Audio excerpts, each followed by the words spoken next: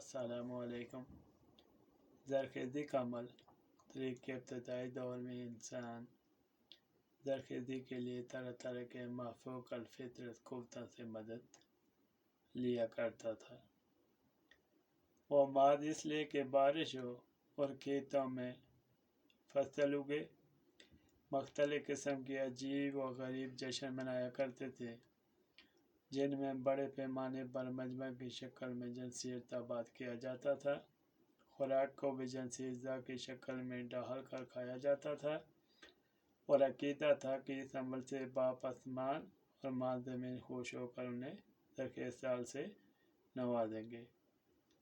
اگر کوئی شخص بیمار ہوتا تھا تو یہ جادوگر بلائے جاتے تھے تاکہ وہ اپنے جادوئی منتروں اور تعویذوں کے ذریعے مریض اور مسحور کو شفا بخش سکیں۔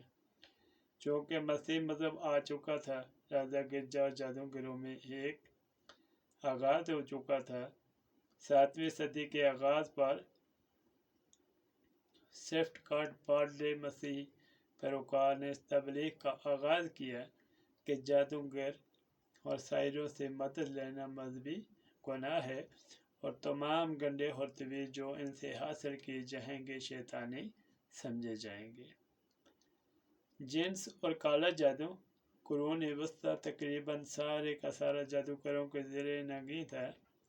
اس دور کی وہ عورتیں جو کسی مرد سے ناجائز تعلقات کی خواہشمند ہوتی تھیں، کسی جادوگر کی خدمت حاصل کرتی تھیں۔ جادوگر انہیں معاوضہ لینے کے بعد ایک انگوٹھی دیتا تھا، جس کے اثر سے عورت کا خاوند اس شخص کو نہیں دیکھ پاتا تھا جس سے وہ تعلقات چاہتی تھی۔ اسی دور میں ایسے مشروبات بھی افسوں سازوں سے حاصل کیے جاتے تھے جو آدمی کو جنسی توانائی بخشتے تھے اور جن کے پلانے سے وہ اپنے محبوب پر پوری قدرت حاصل کر لیتے تھے۔